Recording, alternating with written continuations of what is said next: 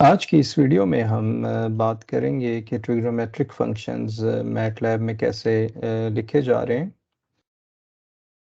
Trigonometric function लिखने के लिए हमें लिखना होगा। फॉर एग्जांपल साइन अगर हमने फाइंड करना है, साइन इसी तरह से बाद में आप पैरेंथेसिस शुरू करेंगे और फॉर एग्जांपल पाई बाय 4 हम फाइंड करना चाहते हैं, तो पाई बाय 4 के लिए साइन पाई बाय 4 हमारे पास आ जाएगा। ये एंटर करेंगे तो ये हमारे पास आंसर इसका आ जाएगा। तो अगर तो ये था रेडियंस में, पाई बाय 4 हमें रेडियंस में गिवन था। इसी तरह से कॉस पाई बाय 4 अगर हमने फाइंड करना है तो पहले आप कॉस लिखेंगे, फिर पैरेंथेसिस में पाई बाय 4 हम लिख रहे होंगे। इसी तरह से टेंजेंट अगर हमें चाहिए tan पाई बाय 4, तो इसके लिए ये आंसर हमें मिल जाएगा।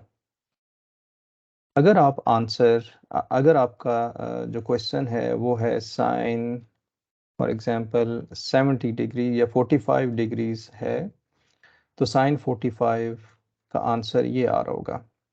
लेकिन क्योंकि आपको पता है कि ट्रिग्नोमेट्रिक फंक्शंस में जो इनपुट दिया जाता है वो रेडियंस में होना चाहिए, तो मैटलैब में एक यूटिलिटी है कि आप साइन लिखें और साइन के बाद ये जो आप देख रहे हैं कि मैं ऊपर वाली कमांड पे जा रहा हूँ, ये मैं अप एरो से जा रहा हूँ।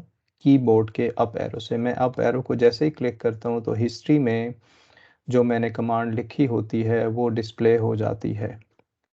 तो साइन 45 मैं देखना चाह रहा था और इसका आंसर मैं रेडियन में लेकर आना चाहता हूँ, तो मैं यहाँ साइन डी अगर मैं लिख दूँ तो 45 साइन डी 45 ये हमें रेडियन में आंसर दे रहा होगा।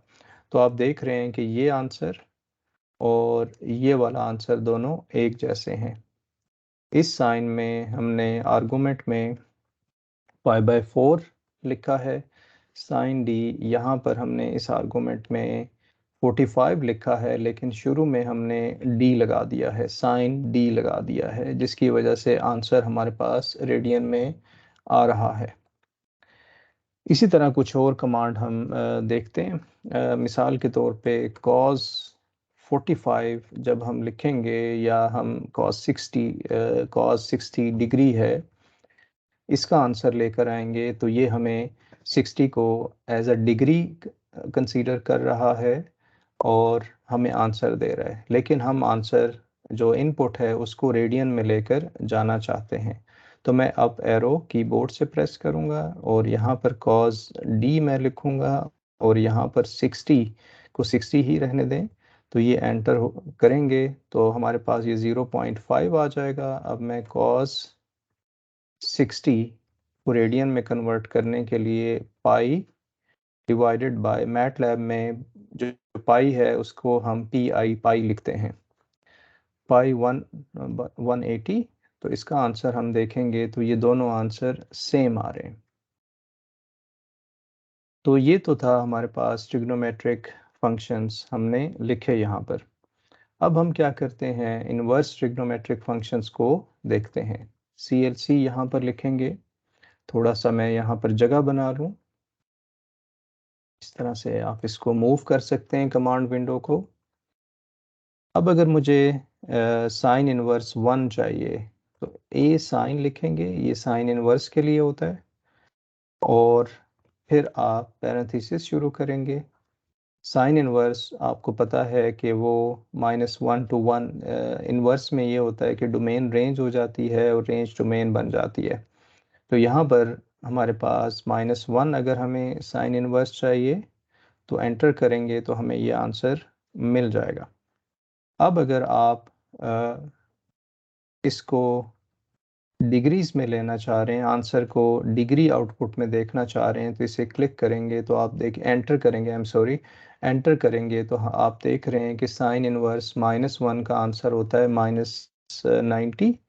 अगर साइन -90 आप देखिए -90, तो इसका आंसर ये आएगा, लेकिन हम क्योंकि 90 को रेडियंस में कन्वर्ट करना चाहते हैं तो ये -1 आ जाएगा। ओके, तो इसकी जब आप प्रैक्टिस करेंगे तो आपको ये बेहतर समझ आ जाएगा। इसी तरह से अगर आप कॉज इनवर्स -1 चाहिए तो a कॉज और साथ आप -1 यहाँ पर लिखेंगे तो हमें आंसर मिल जाएगा 3.1416।